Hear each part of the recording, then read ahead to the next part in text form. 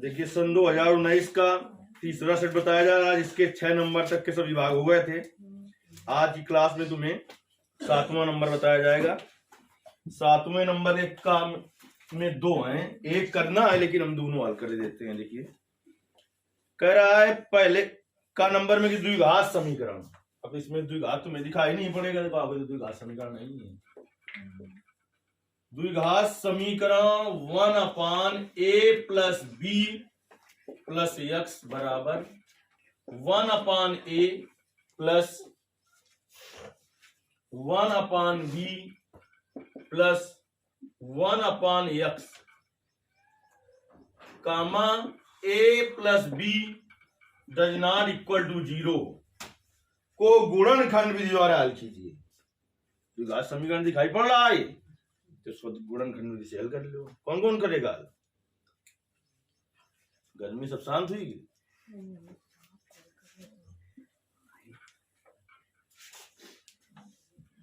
देखिए ये इसमें x है कि नहीं है, तो इसको इस तरफ ले आओ। तो 1/a plus b plus x minus 1/x बराबर क्या हो जाएगा? 1/a plus 1/b।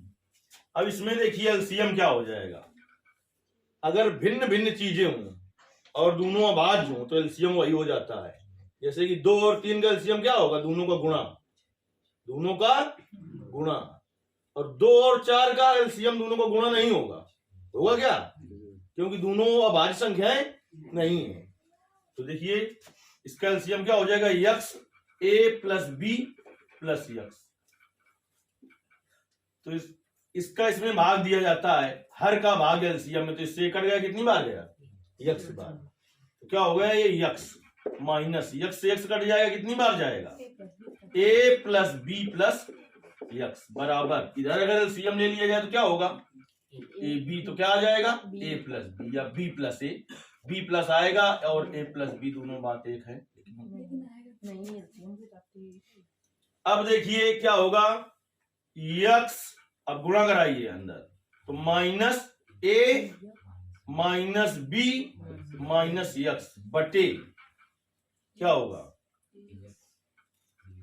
x a plus b plus x बराबर, शांत बैठो थोड़ी देर, a प्लस b बटे ए बी।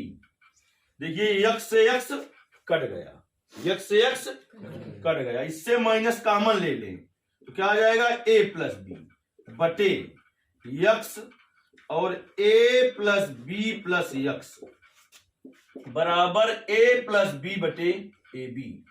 अब देखिए ये इधर गुणा में इधर लाएंगे तो भाग में आएगा, तो इससे ये कट जाएगा। नहीं समझ में आ रहा है क्या? है मरिए जी आए हो। माइनस 1 बटे, नहीं समझ में आ रहा है? माइनस 1 बटे क्या बचा? x और कोष्ठ में a plus b plus x बराबर 1 बटे ए बी। 1 बटे ए बी। त्रियक गुणा करा दीजिए, करा दो त्रियक गुणा। तो क्या आ जाएगा? यहां पर देखिए इसका गुणा इसमें होगा, इसका गुणा इसमें होगा, तो आ जाएगा माइनस का ए बी बराबर x और a plus b plus x। करा दीजिए गुणा। तो माइनस ए बी बराबर क्या हो जाएगा? ax plus bx plus x square हो जाएगा। इसको भी उधर पहुंचा दो तो क्या आ जाएगा? x स्क्वायर और plus ax plus bx plus ab बराबर 0। अब देखिए x स्क्वायर प्लस, इससे कॉमन ले लो क्या? x। तो क्या आ जाएगा? a प्लस b और प्लस ab बराबर 0। अब देखिए इसको ऐसा तोड़ना है। कैसा? अरे गुणनखंड ही करना है तो क्यों हम ऐसा करें? काम गलत काम ना करें भाई। इन दोनों में क्या कॉमन हो जाएगा? x। तो क्या आ जाएगा? x plus a। इसमें इतना कॉमन नहीं, दूसरे कोष्ठ में x प्लस a फिर आ जाए तो प्लस b। कॉमन ले लें तो क्या आ जाएगा? जो कॉमन लेते हैं उससे क्या किया जाता है? भाग दिया जाता है। तो इस x स्क्वायर में x का भाग दिया कितना आया x, ax में x का भाग दिया कितना आया a का है, पल्ले पर रहो प्लस इससे क्या किया हमने b कॉमन लिया तो b का भाग देंगे तो क्या आएगा x और प्लस a बराबर 0। अब क्या कॉमन हो जाएगा, अब कॉमन हो जाएगा x प्लस a, तो दूसरे क्वेश्चन में क्या आ जाएगा x प्लस b बराबर 0। तो जब x प्लस a बराबर 0 तो x बराबर माइनस a, एक मान ये आ गया। जब x प्लस b बराबर 0 तो x बराबर माइनस b, एक मान ये आ गया। आ गई बात समझ में, करिए तो ना पहले बैठे मौज काटते उनका नहीं है।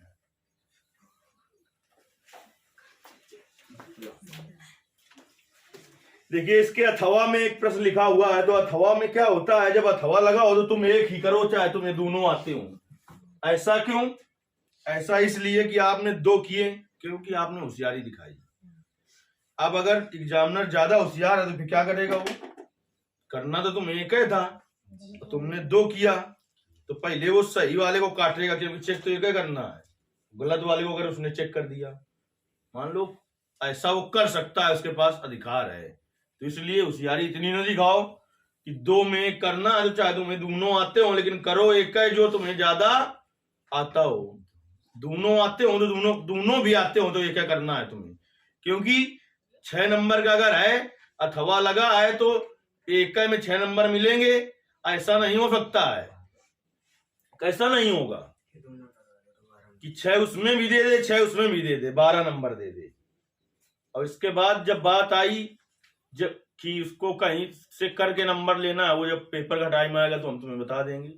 थोड़ा ऐसा किया जाता है कि जब बोर्ड कॉपी चेक होती है तो जैसे 5वें का ख नंबर प्रश्न है, आपने हल किया है तो उसको चेक किया गया कितने नंबर दिए गए वो बाहर चढ़ाने पड़ते हैं।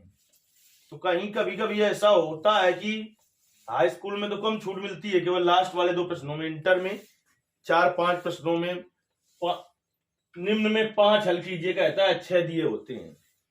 तो क्या करते हैं कि मान लो एक प्रश्न ऐसा है कि 6 में करने 5 हैं, कितने करने हैं 5, आते तुम्हें 6 हैं लेकिन उसमें कितने करोगे तुम 5 ही करोगे। अगला 6वां नंबर प्रश्न है जो उसमें भी 6 प्रश्न दिए होते हैं और करना कितने हैं, कितने करने हैं 5 करने हैं, लेकिन तुम्हें 4 आते हैं। कितने आते हैं 4 आते हैं। तो 4 वो करो और एक उसका जिसके सब आते थे उसका करो, लेकिन उत्तर नंबर कौन डालो 6 का, क्योंकि 5 का डालोगे तो जैसे धोखे से चेक करेगा तो नंबर वहां पर चढ़ा होगा, नंबर चढ़ा होगा। बार बार पेपर निकाल के कोई ये नहीं मिलाता है कि 6वें का गा है कि किसका गा है, उसे बस ये लगता है कि पेपर में सवाल था तो तुमने 6वें का घा डाल के कर दिया है और था वो 5वें का कोई, तो सही करके नंबर दे देगा और 6वें के घा में चढ़ा देगा। ऐसा काम तो चल जाता है, लेकिन तुमने अपने हिसाब से काम चलाने की कोशिश की तो बड़ी गलत चीज है। तो फिर तो नंबर नहीं मिलेगा कुछ। चलिए अथवा में है तो हम दोनों तुम्हें बता दे रहे हैं, क्योंकि जितनी ज्यादा से ज्यादा प्रैक्टिस करोगे उतना तुम्हारे लिए अच्छा रहेगा।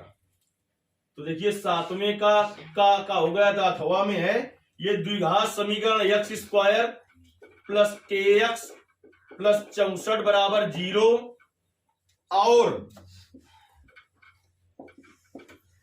और x स्क्वायर माइनस का 8x प्लस k बराबर 0 के मूल वास्तविक बराबर 0 वास्तविक मूल रखते हैं तो k का धनात्मक मान ज्ञात कीजिए।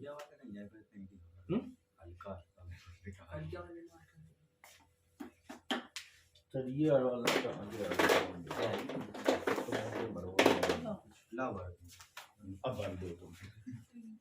तो क्या करना है आपको,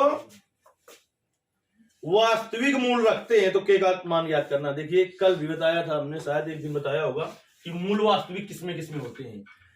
विविक्त कर के द्वारा मूलों की प्रकृति का निर्धारण किया जाता है।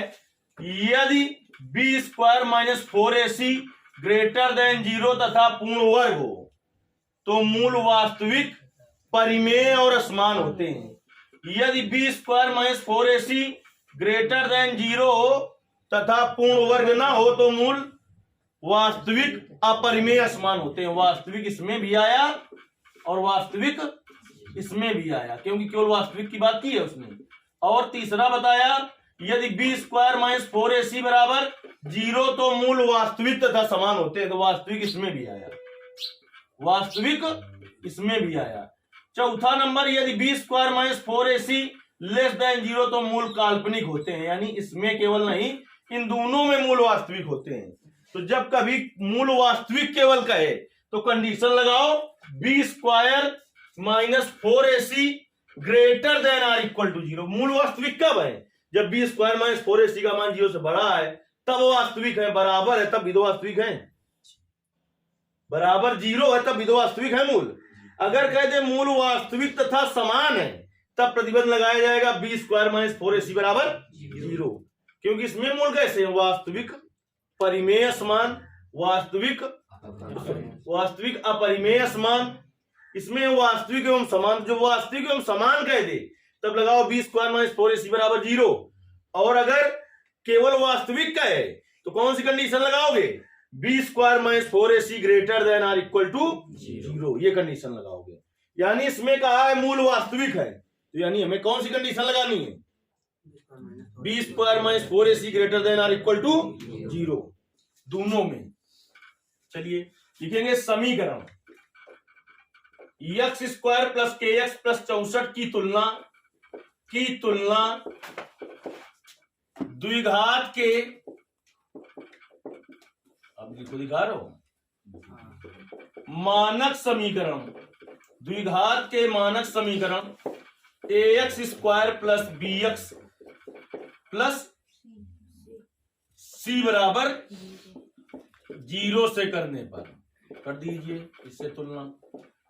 तो a का मान 1, b का मान k, c का मान 64, मूल वास्तविक होने का प्रतिबंध। ये तो नहीं कह रहा कि सिद्ध कीजिए मूल वास्तविक है, ये कह रहा मूल वास्तविक है ना।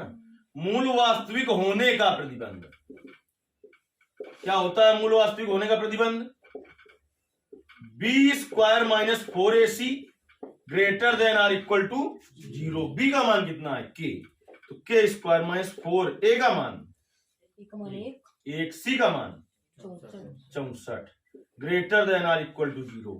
तो k square greater than or equal to 4 गुणते 64, गुणा नहीं कर रहे हैं हम, तो k greater than or equal to plus minus 4 गुणते 64, तो k greater than or equal to 4 का वर्गमूल 2, 64 का 8, तो k greater than or equal to कितना आ जाएगा?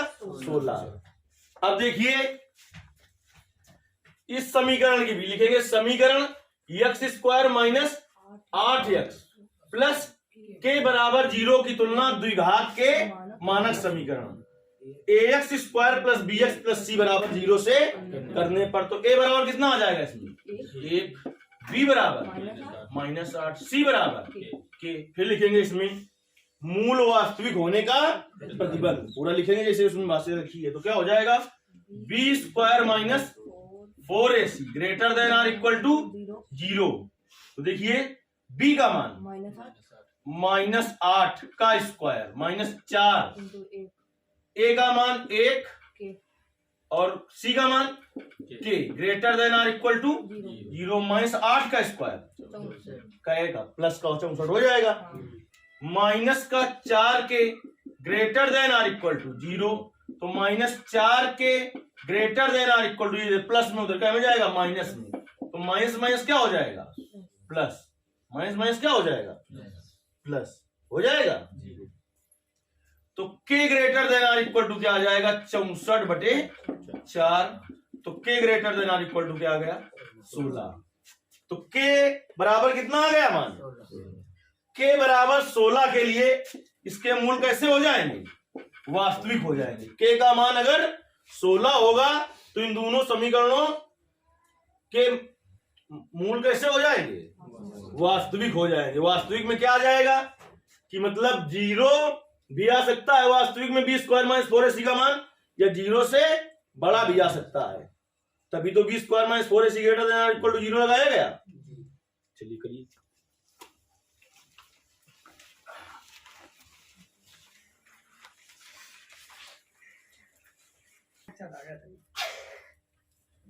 आप शांति का परिचय दो। शांति के साथ बैठ जाओ। निम्नलिखित द्विघात समीकरण को गुणनखंड विधि से हल कीजिए।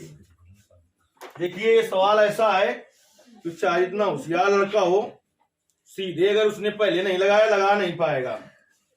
ये द्विघात समीकरण देखिए 9x square minus 9a plus B. देखिए ये उस सेट में सवाल नहीं है जो हम पढ़ा रहे थे, लेकिन सवाल है और बिल्कुल अलग तरीके का, इसलिए हम तुम्हें बता दे रहे हैं। ऐसा द्विघात समीकरण देखा ही नहीं होगा तुमने, इसलिए हम तुम्हें दिखा दे रहे हैं। इसके गुणनखंड करना है, लेकिन किस विधि से करना है? गुणनखंड विधि से ही करना है। नहीं तो आप धरारा चार लगा के तो बहुत जल्दी निपटा सकते हैं, लेकिन उसने कहा है गुणनखंड विधि से करिए। चलिए इसका कैसे गुणनखंड? द्विघात का मानक समीकरण क्या होता है? ax square plus bx plus c बराबर 0।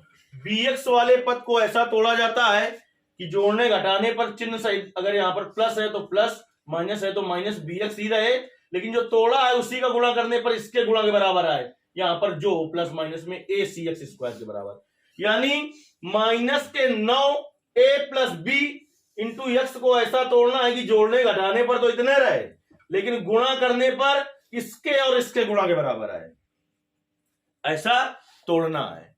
हमने कहा कितना भी होशियार लड़का होगा, अगर उसने लगाया नहीं है पहले कभी तो लगा नहीं सकता है, चाहे उल्टा खड़ा हो जाए। और जिसको प्रैक्टिस करना हो तो अपने गुरुजी से पूछ के प्रैक्टिस भी कर सकता है। ठीक है, गुणनखंड कर दो। चलिए अब हम इसका करते हैं, पहले गुणनखंड समझाते हैं तुम्हें कैसा करना पड़ेगा। पहले इसको मानो, इसका गुणनखंड कैसे किया जाएगा। देखिए 2a square plus 5ab plus 2b square, इस वाले पद को ऐसा तोड़ो कि जोड़ने घटाने पर प्लस का 5ab ही रहे, लेकिन गुणा करने पर 2 दूनी 4, 4a स्क्वायर b स्क्वायर आ जाए, तो ये हो जाएगा 2a square plus 4ab plus ab plus 2b square. देखो जोड़ो दोनों को, क्या होगा? 5ab गुणा करो 4 और a गुणते a स्क्वायर b गुणते b स्क्वायर। इन दोनों में कॉमन क्या हो जाएगा? 2a।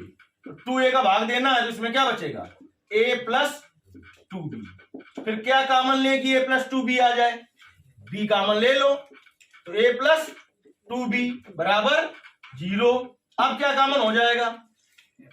a plus 2b। तो फिर दूसरे क्वेश्चन में क्या आ जाएगा? 2a प्लस b बराबर 0। इतने का गुणनखंड ये हुआ कि ना हुआ? इसका, इसी के आधार पर इसका गुणनखंड किया जाएगा। अगर इसको हम ऐसे लिख दें, देखिए 3 और a प्लस 2b, फिर प्लस 3 और 2a प्लस b लिख दें अगर इसको, तो इसका गुणनखंड करिए, देखिए कितना हो, इसको हल करिए कितना होगा, कितना होगा, इसको हल करिए। 3a और plus 6b plus 6a plus 3b, 3a और 6a क्या होगा? 9a, क्या होगा? और प्लस 9b, 9 इसमें कॉमन ले लीजिए, क्या आ जाएगा? a प्लस b आ जाएगा, आ जाएगी नहीं आ जाएगी? इसका इसमें आप गुणा कर दें, इसका इसमें गुणा कर दें तो इसके गुणा के बराबर आ जाएगा। चाहे 1-2 पद करके देख लो, 1-2 पद मिला लो कि आएगा कि नहीं आएगा। इसका गुणा करने पर a स्क्वायर वाला पद कितना आ रहा है? इसका गुणा करो, 9 दूनी 18 a स्क्वायर x स्क्वायर आ रहा है। तो इन दोनों का गुणा करके देखो, 3a प्लस 2b और into 3 2a plus b, 3 तिरका 9, a का गुणा करोगे 2a स्क्वायर में तो 2a स्क्वायर होगा, 9 दूनी 18 a स्क्वायर होगा। आप मिलाएंगे तो सब पद इसके गुणा में मिल जाएंगे। यानी देखिए कैसे टूटा ये 9x² माइनस, अब इसको यहां पर थोड़ा देखिए क्या होगा, 3 और कोष्ट में a प्लस 2b और प्लस 3 2a प्लस b। ये तो हल करने में कितना आया था, इतना आया था, लेकिन अभी क्या चाहिए, यक्स, तो यक्स यहां पर लिख दिया। इसका गुणनखंड किया है, अभी क्या आया है, a प्लस 2b और 2a प्लस b बराबर 0। अब देखिए 9x² माइनस यक्स का अंदर गुणा कर दो तो 3a प्लस 2b और यक्स, ठीक, माइनस का गुणा इसमें भी होगा तो माइनस का 3 और 2a प्लस b और यक्स का गुणा भी तो होगा इसमें, x plus a plus 2b और 2a प्लस b बराबर 0। इन दोनों में कॉमन क्या हो जाएगा, इन दोनों में कॉमन 3x, क्या कॉमन हो जाएगा, तो क्या बचेगा यहां पर 3x minus a plus 2b बचेगा। इतना कॉमन लेंगी दूसरे कोष्ट में यहीं पर फिर आ जाए, यही फिर आ जाए, तो यहां पर आना चाहिए 3x, तो माइनस कॉमन ले लें ये, तो यहां पर 3x बचेगा। Minus 2a plus b common ले लिया तो यहां पर क्या बचेगा 3x। ये कॉमन लिया तो इससे ये कट गया तो क्या बचा, वो भी का a का माइनस का a प्लस 2b बराबर 0। अब ये देखिए दोनों में मिल रहा है तो ये कॉमन हो गया क्या, 3x माइनस कोष्ट में a प्लस 2b, तो अब बचा क्या 3x माइनस, ये कॉमन निकल गया है, कोष्ट में 2a प्लस b बराबर 0। अब इसको पहले 0 को बराबर करिए, जब 3x माइनस और कोष्ट में a प्लस 2b बराबर 0, तो यहां से देखिए 3x बराबर क्या आ जाएगा, ये इधर माइनस में प्लस में चला जाएगा, a प्लस 2b, तो x बराबर a प्लस 2b अपान 3। अब इसको हल करिए, जब 3x minus 2a plus b equal to 0, तो 3x इक्वल टू, ये इधर माइनस में उधर प्लस में चला जाएगा, 2a प्लस b, तो x का मान क्या आ जाएगा 2a प्लस b अपान 3। इस तरीके से एक आध सवाल तो ऐसे अक्सर आते ही रहते हैं, बहुत कम ऐसा होगा कि पूरा तुम्हारी किताब से मिल जाए।